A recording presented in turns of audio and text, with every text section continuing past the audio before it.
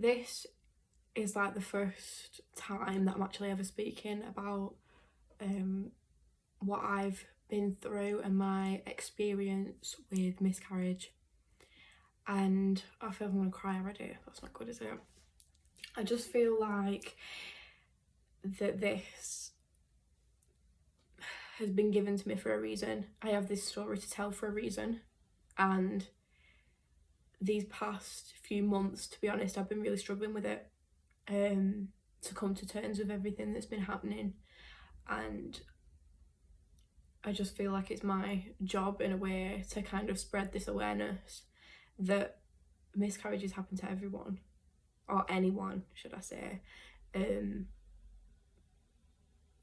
It doesn't matter if you're young or if you're healthy or even if you're unhealthy, you know, it literally, some people that are really unhealthy still go and have full-term pregnancies. And I think it's time to share some light on the fact that miscarriages happen to young people and that young people do grieve as well. The story that I'm going to tell is the story of my most recent miscarriage. I'm not really going to go into detail about the first two. I just don't feel like that is appropriate at this time. It probably won't ever be, really, the second one. It probably won't ever be appropriate to tell that story.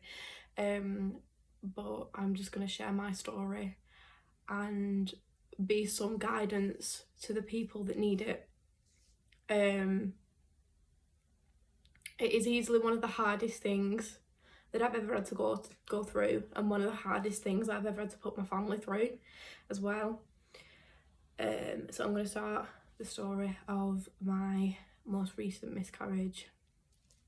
So for you, those of you that know me or have me on social media, will know that me and Danny have been together for almost 3 years now, and we decided to move out together last year. I think it was about 7-8 months ago now, and we just wanted to move in for it to look nice. So we were just really busy. Danny was like grafting all the time, and I was the one that was making the house look all pretty, and I had a job on the weekend and I was just in college through the week, so I had time. We were both just completely focused on the house, and I ended up falling pregnant a few months after we moved in. Women know. We just know when we're pregnant. We just have this like feeling, and we just know. Like, I can't even explain it. For those of you that have felt pregnant before, more than likely you knew before you'd even took that test. So I said to Danny, I said, "No, I feel pregnant," and he was like, how do you know that? And I was just like, "No, I know that I am." And I took a test and it came back positive, but with the faintest line. And he was like, "Right, we'll get some more." And then it came back with 2 dark lines a couple of days later, and I was like, "I told you." We just know when we are. And we were just continuing on with life. We'd told his family. I hadn't told my family because I didn't want to put them through the pain of telling them I'd had another miscarriage, because I had a feeling that things were going to go wrong. And I know that sounds awful to like put bad luck on myself, but I think it might just be a girl thing, but we just know our bodies, and we know when something's not right, and we know when something isn't going to happen for us. I'm going to sneeze. When you put those negative thoughts out into the universe, negative things are more than likely going to happen. So I think it does have something to do with that, but I think I just knew as well. So anyway, Danny went and told his family. He was really excited. I had told my best friend, Ellie, if you're watching, hello. And we'd also told one of Danny's friends, but we kept it literally within our closest circle, because we didn't want to tell anybody and then have to go through the whole process of, "I've got some bad news for you," you know, because it's bad enough having to take that news in yourself. It's hard having to say it to other people as well. So I was continuing on as normal. Danny was working a lot. I was just sat in the house, carried on with life, and he had a day off. And we decided, all right, we'll go to Asda and we'll do like a little food shop, go and get some food and stuff. So I thought, right, I'll get all the healthiest foods. I'll eat my best. So off we went. This was a week or so after I took the test, by the way. I knew I was pregnant for quite a while. So it was quite hot weather, I remember, at this time, and I kept feeling like I was going to pass out. And then I started with really strong like cramps, but almost like shooting pains, and I started with that in my left side, and I thought, that's not good. That is a cramp. That's like, for me, that's what my body does when it's gonna go wrong.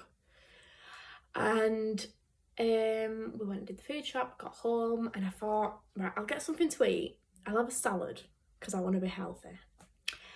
And I went and got in bed and had a nap. I said to Danny, I said, I'm not feeling great, I'm gonna go and have a lie down. He said, all right, okay. He was outside doing whatever he was doing anyway. So I went down and had a nap, and then I remember just waking up in what I can only describe as a pool of my own blood.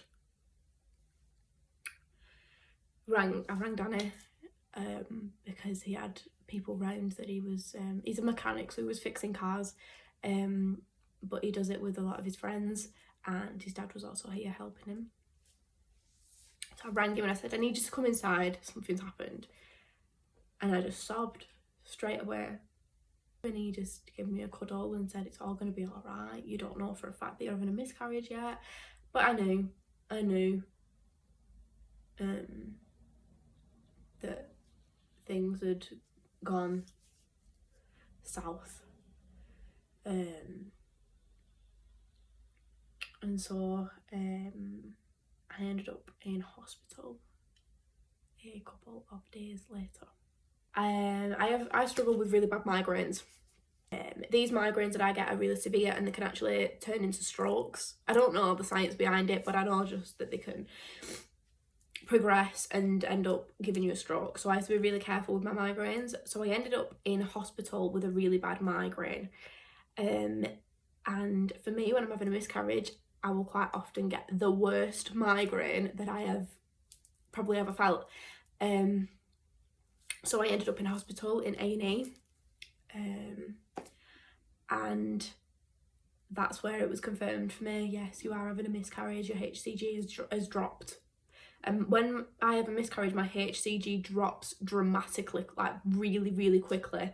And it always surprises the doctors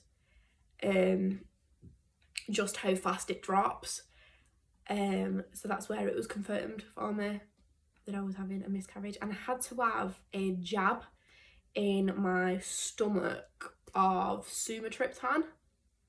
I've never felt pain like that either. That is the most horrendous jab I've ever had in my life. I know that you can get it in different places in the body, but they decided to do it straight into my stomach, and honestly wasn't nice. Really, really painful, but it just made me even more dizzy. But it got rid of my migraine, which so there was no risk, well, minimal risk of me having a stroke.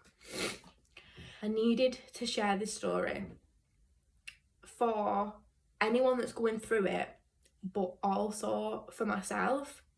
Talk to anyone about it. I speak to Danny, but we're on different pages of it, do you know what I mean? I wasn't very progressed in my pregnancy, and for men it still feels like a dream anyway. It affects them, it does, but they've not felt the pregnancy symptoms, and they've not envisioned what their life's going to be like as much as you have, and thought about things like baby names and stuff like that. The chances are that they've not thought about that yet, because you're the one that's carrying that baby at the minute. All that baby knows is you, really, you know. But I just feel like young miscarriage isn't spoken about enough. When I had my very first miscarriage, it just felt like nobody was there, nobody understood. I wasn't given any guidance by anybody. I didn't know anybody that it even happened to, especially anybody that's my age. I'm 19, and I was 16, 17 when I had my first miscarriage. And I just feel like No one deserves to go through that, and especially no one deserves to go through it alone. So I just feel like if I've been given this event, then it's my job to kind of talk about it and offer some guidance for people. It is the most horrendous thing, and I wouldn't wish it on anyone. Every woman deserves to be a mother. And when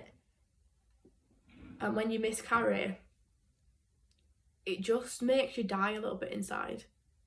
Once your miscarriage stops, you just feel empty.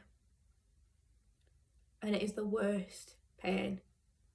Oh, I don't want to get emotional about it because I don't like getting emotional. I need to help people get through this and just let them know that they're not alone, and this does happen to other people too. So to anyone that is going through this, I just want to offer you my love, my support, and if anyone has any questions about anything, please just leave a comment, and I'll make sure to get back and help everyone as much as I can that's going through this, or anyone that's just curious. Hello. I just want to offer my help and my guidance as much as I can. By no means am I a doctor, by no means do I actually have much of a clue of what I'm talking about, but I know the pain and I know how heartbreaking it is. So that's what I want to share with everyone, is my story and hopefully a bit of support. I think especially after you've had a miscarriage, I think it seems like everybody around you is getting pregnant. For me, that was really, really hard. We had pregnancies in the family, and with people having Facebook and everything, everyone finds out about people having babies that way. So it just feels like after you've had a miscarriage, everyone gets pregnant except from you. And it's so heartbreaking because every time you hear, oh, have you heard who's pregnant? Oh, have you heard who's having a baby now? A little part of you chips away every single time.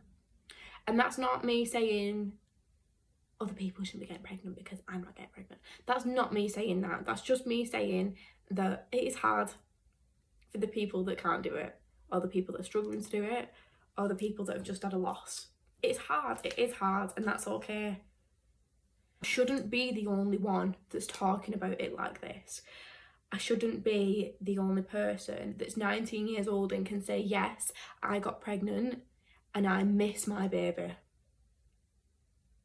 Yes, I got pregnant and I don't regret it.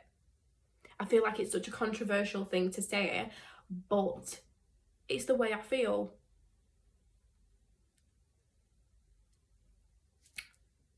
And that's okay. Most importantly, that is okay. It doesn't mean that I don't miss the plans that I've made for my entire life to change. You adapt to it. As a woman, you adapt to the change that your body's going through and think, right, no, I can't do that in my life anymore. Or no, I can't do that right now because I have a baby. I have a baby on the way and I'm going to do this instead. And this is going to happen. And you just plan. And when all that's taken away from you, it just takes away the excitement. Anyway, I'm going to finish this video off here. But if anybody has any questions, feel free to leave a comment down below. You are beautiful and you are no less of a woman if you are struggling to carry a child, or if you can't carry a child. You are just as much a woman and you have my support 100%.